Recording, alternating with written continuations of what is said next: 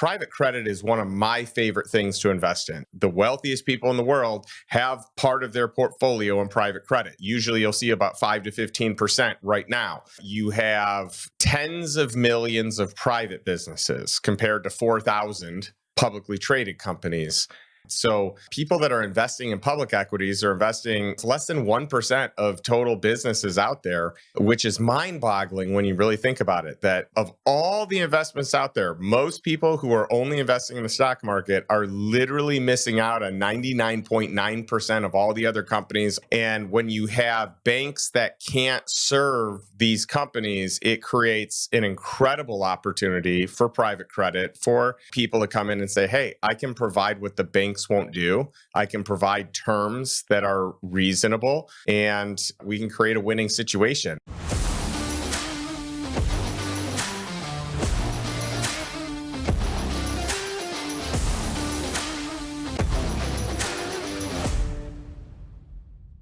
Hey, Peter, welcome to the show. Thanks for having me, Justin. Well, I'm excited to dig into all things and everything private credit here today, as you are a specialist in that arena. And I'm curious how you got into this space. Yeah, I kind of stumbled into finance. I never thought that I would be running a finance company or an asset management firm. I thought in college that I would be a professor or perhaps a lawyer. I spent my first year out of college doing field work in South China as a labor organizer under the Fulbright program. And I really loved doing field work. There's no more exciting place to be than China in the 2000s and early 2010s. But for better or worse, mostly for worse, the political environment in China got a lot more difficult for social science research. And I pivoted into private equity investment firm that focused on investing in struggling industrial companies and was able to leverage my experience in China, work in factory towns in China, and really build an expertise in turnarounds and distressed and challenging underwrites. And that ultimately led to distressed and special situations credit. And that led to the wonderful and wacky world of cannabis investing. Yeah, well, I mean, we have a lot to talk about. So, a few things. I'm really glad that you used your incredibly impressive resume for the side of investing, as opposed to, I guess, being more on the theory side or the studious side. But you went to Yale. And then you went to Wharton for your MBA. So two of the most prestigious programs for undergrad and graduate, right? MBA.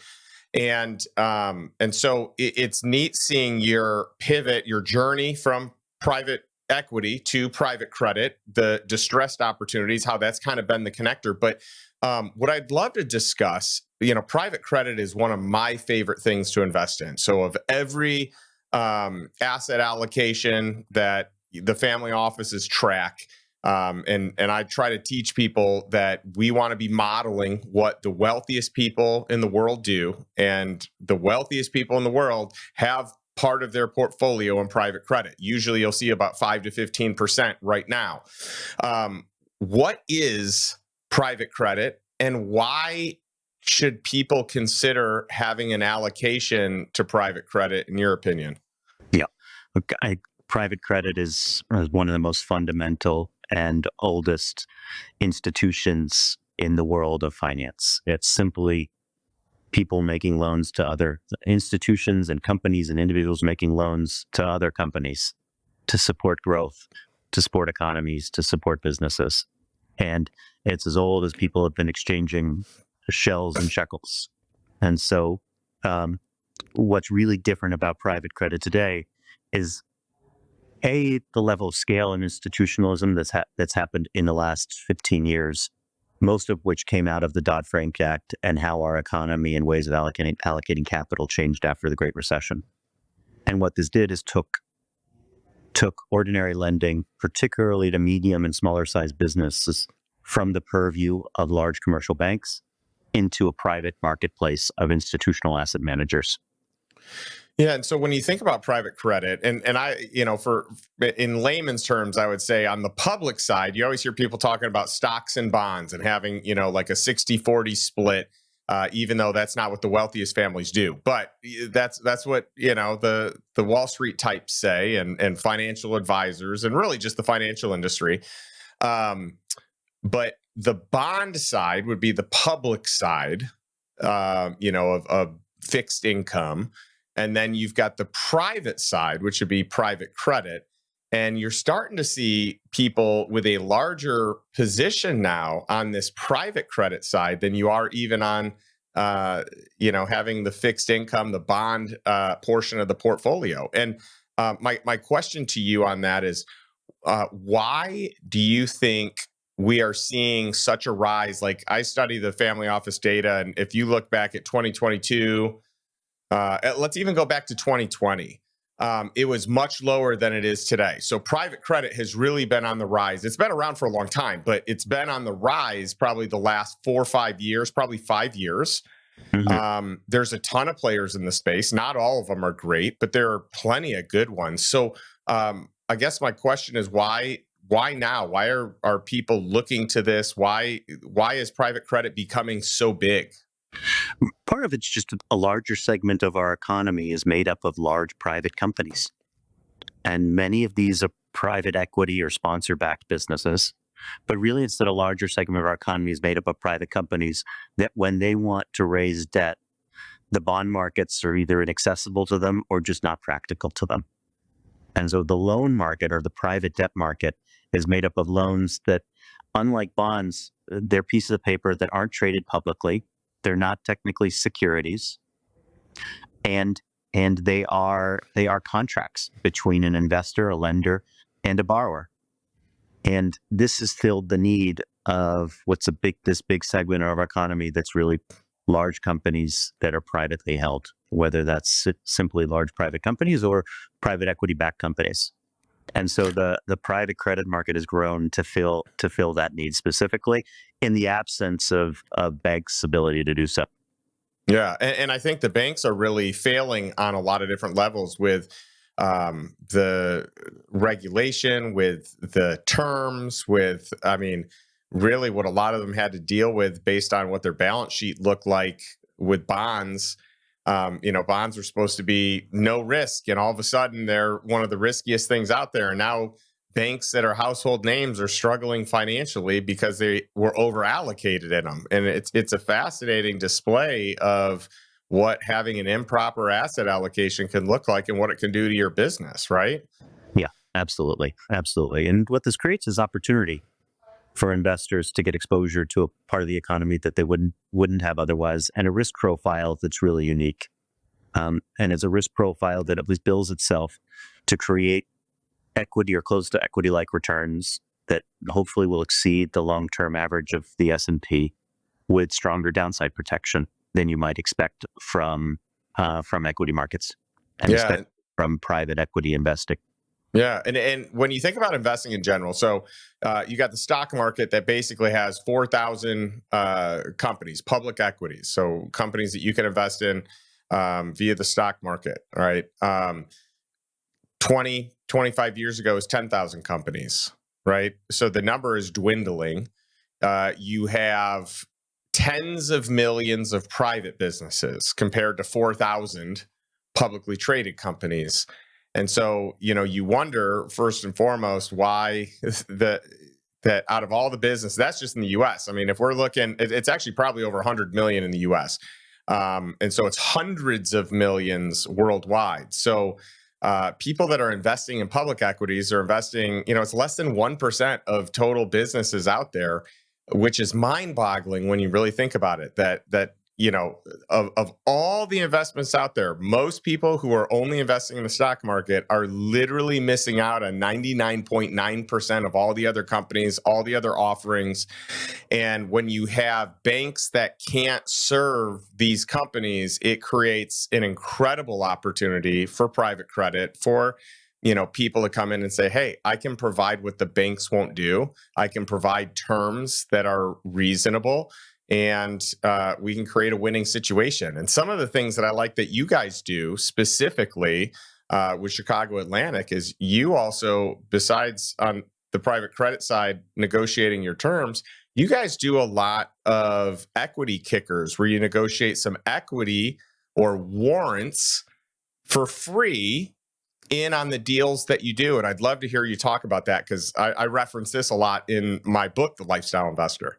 Yeah, exactly. On about a third of our transactions, in addition to really strong fixed returns that we achieve through interest rates and upfront fees and exit fees, we're able to also receive what we call equity kickers, which are warrants or membership interests that are granted, or a conversion feature that allows the lender the ability to participate in the upside of the company.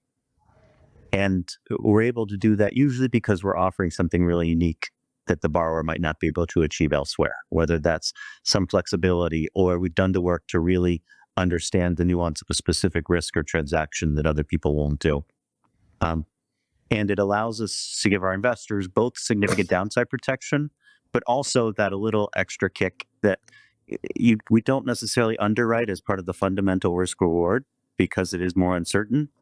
But then when you do enough of them over time, A, they build up in your portfolio because the loans get refinanced, but you keep the warrants or the equity forever.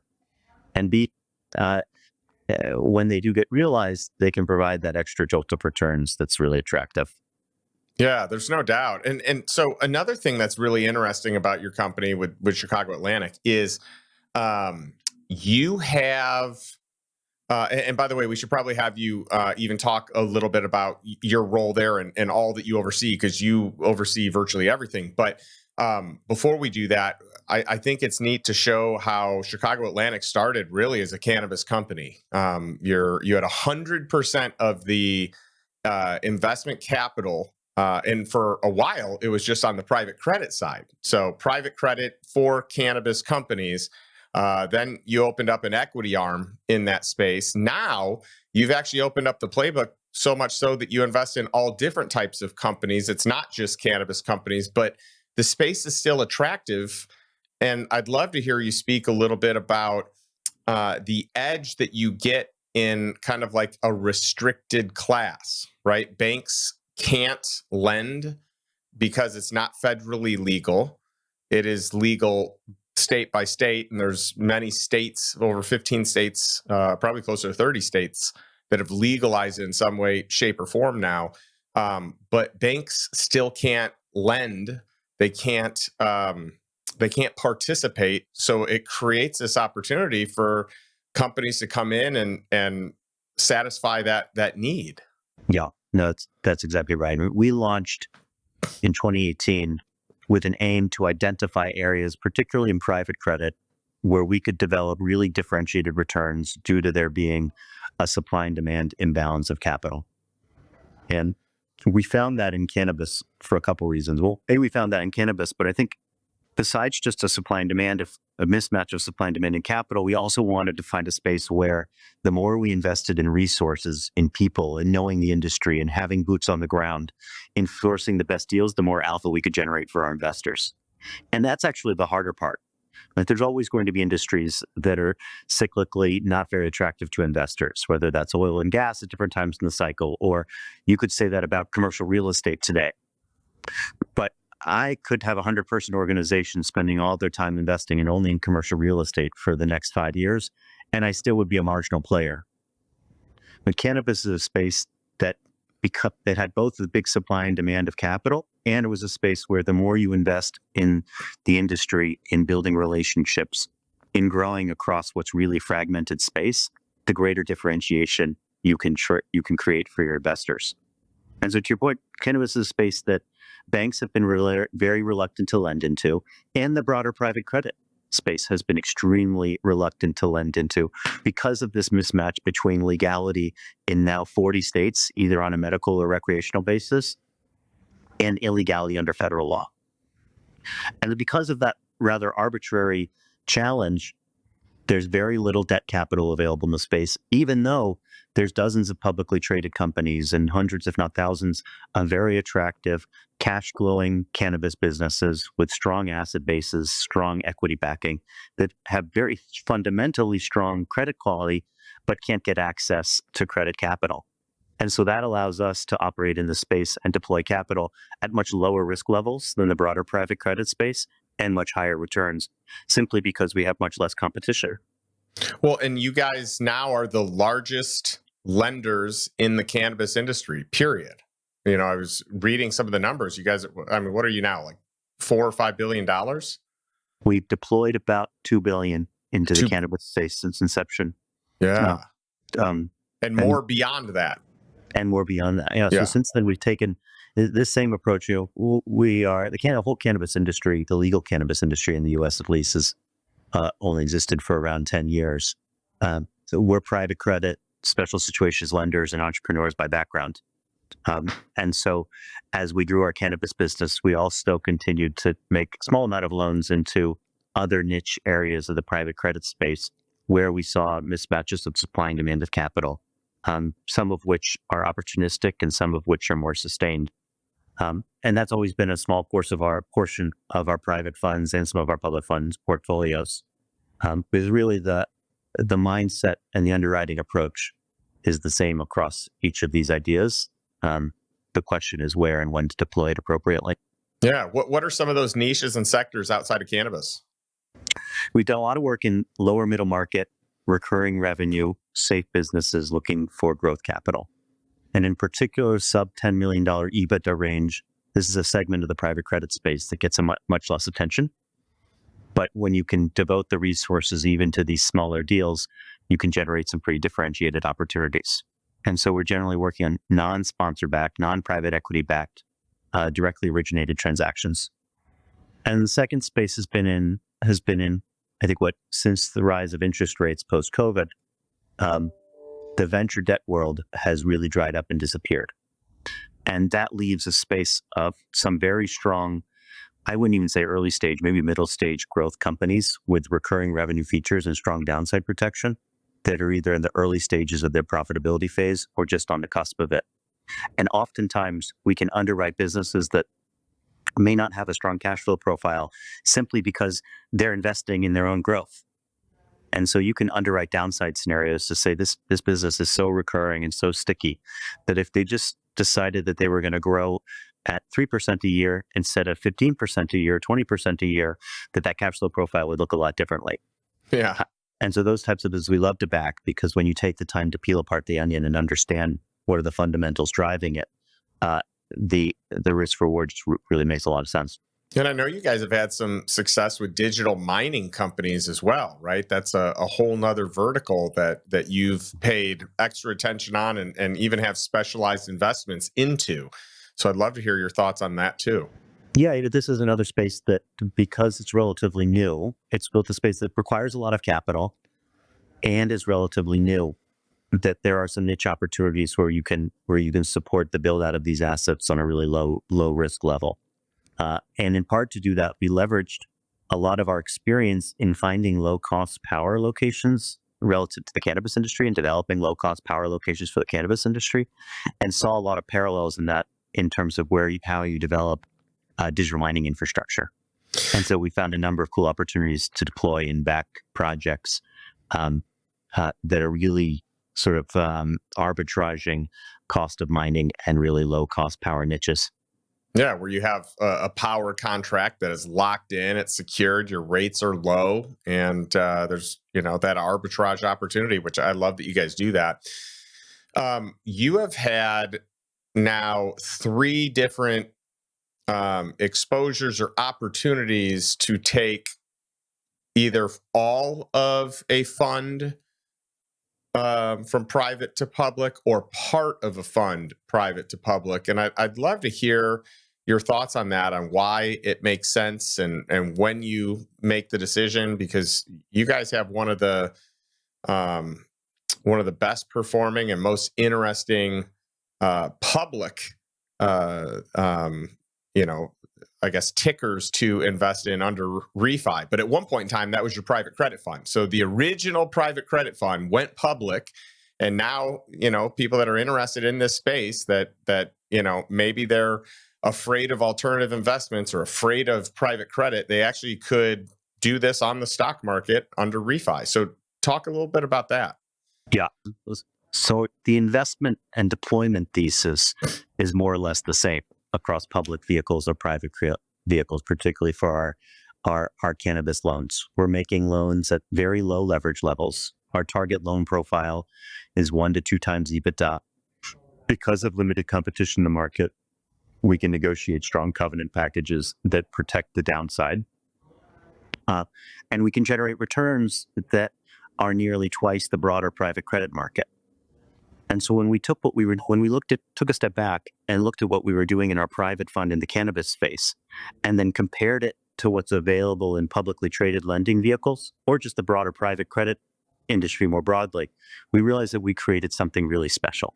That our loan portfolio is made up of entirely first lien debt, whereas much of the broader private credit industry is made up of a mix of first lien, second lien, unsecured, more risky vehicles. And that we're generating returns in the high teens that are fees for loan portfolios that are completely unlevered, whereas many other private credit vehicles are taking back leverage, which adds risk to the portfolios. And so when we looked at that and compared, we said, gosh, this should be, if placed and made available in the public markets, this should be received really well and trade really well. And so we took our first fund public as a REIT on the NASDAQ in 2021 under the ticker REFI. And that's Chicago Atlantic Real Estate Finance Inc. And that portfolio of loans, in fact, it comps very well to the mortgage REIT market. And our portfolio is nearly entirely first lien debt, whereas other mortgage REITs are made up of a mix of different risk level of securities. Our portfolio is very low leverage, and the broader REIT market takes on much higher back leverage than we do. And our dividend yield compares very well, even though our portfolio is much less risky according to these types of metrics. And so that's really what's driven us to be among the best performing mortgage REITs on a total return basis since inception on the public markets. And then in 2024, we launched a second public vehicle called Chicago Atlantic BDC under the ticker LEAN. And we're really looking to replicate what we've done in the mortgage REIT market for the BDC market. And it's a very similar thesis.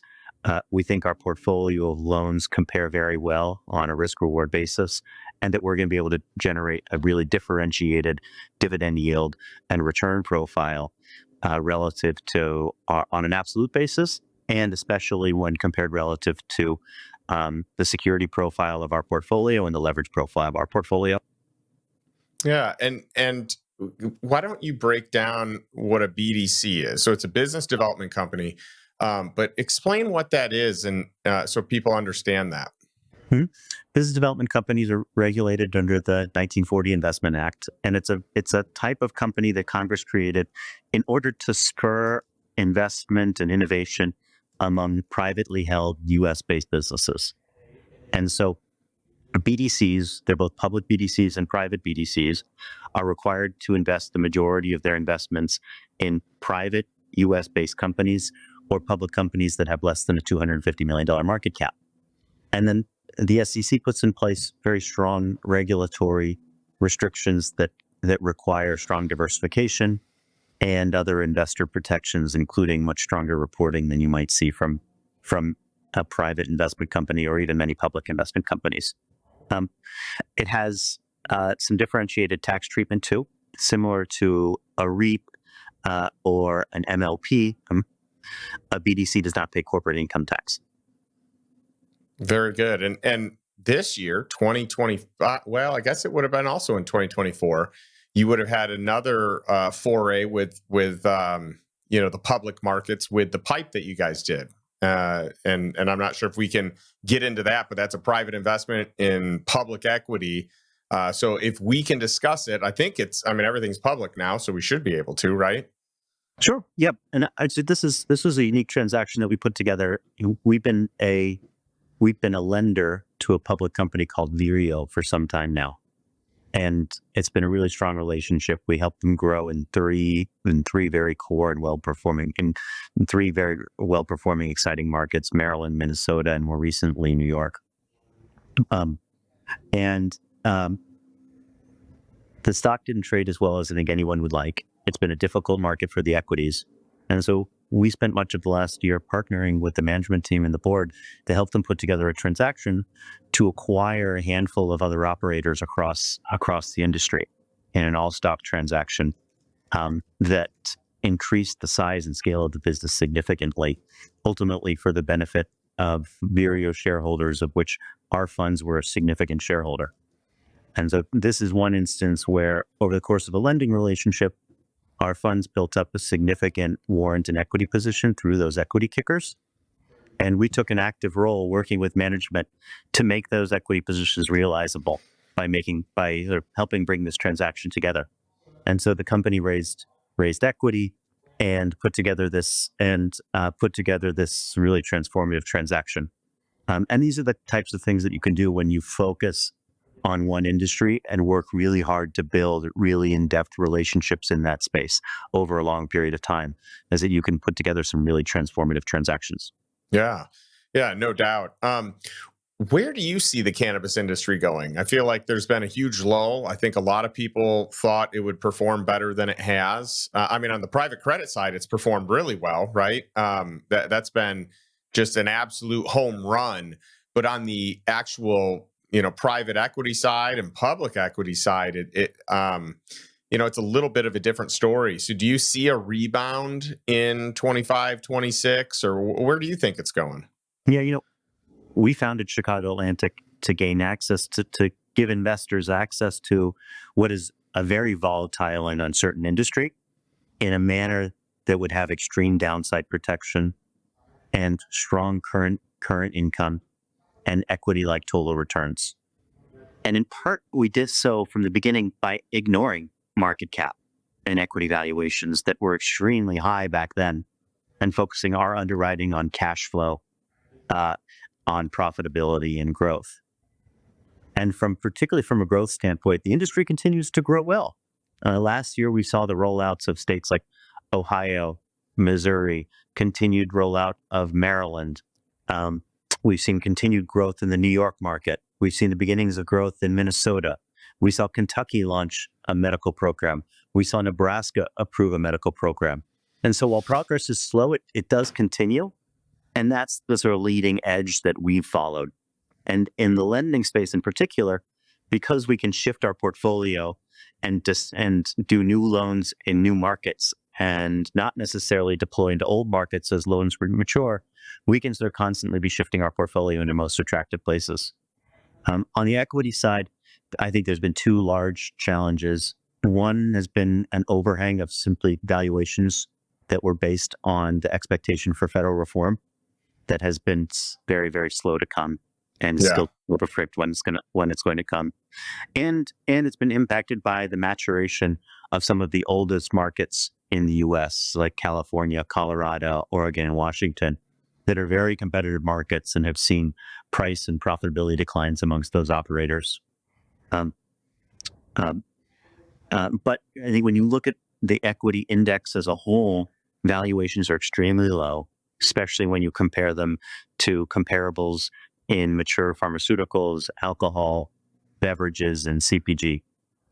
And it's even when you compare them, especially when you compare them for companies of considerable and industries of considerable growth profile. So the fundamentals are there, but we do need some regulatory catch-up at the federal level. It'd be extremely helpful to have tax relief from what's a really punitive tax treatment of cannabis companies. It would be extremely helpful to have these companies be able to list on the New York Stock Exchange and the NASDAQ. It would be extremely helpful to have acts like the Safe Banking Act that would make it easier for banks and custodians and insurance companies to provide services to these cannabis companies. Many do today, but not to the same level and degree. All of these things would make it easier for these companies to be invested in, would open capital markets, make it easier to do business. And I think it's a question of if, not when, but it's always going to be slow. And that's why we base our investing assuming that nothing gets better from a regulatory standpoint.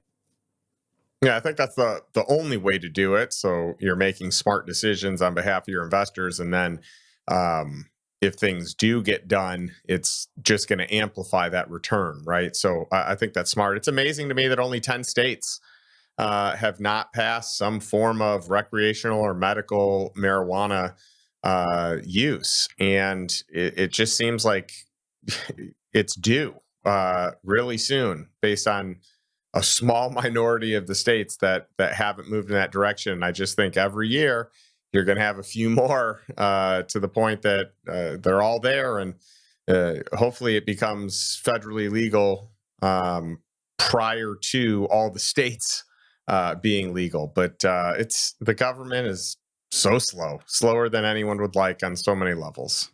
Yeah, the federal government is extremely slow, but the laboratory of the states is, in some ways, moving surprisingly fast. Yeah. Like that in the span of 10 years, 40 states have a medical or adult use program for cannabis. Is pretty darn amazing. Yeah, and And the amount of revenue that they're bringing in from legalizing is incredible, helping to solve a lot of state issues. exactly, exactly.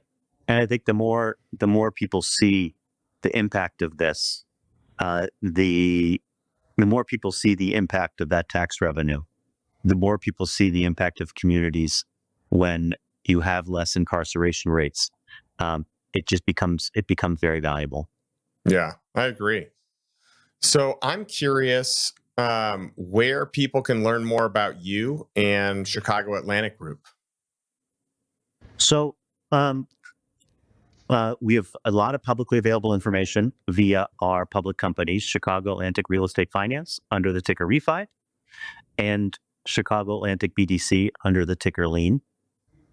And then folks can feel free to reach out to investors at chicagoatlantic.com to learn more about our private funds and to meet our investing team.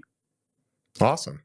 Well, thanks for sharing some time with us here today, Peter. This was awesome. We learned a ton, and obviously, you're a wealth of knowledge. So, thank you for that. I like ending every episode that I do with our audience with asking one simple question.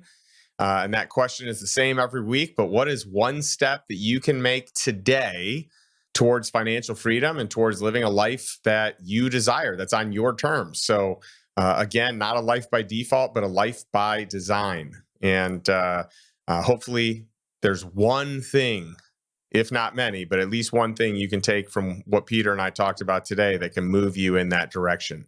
Thanks so much, and we'll catch you next week. Thank you, Justin.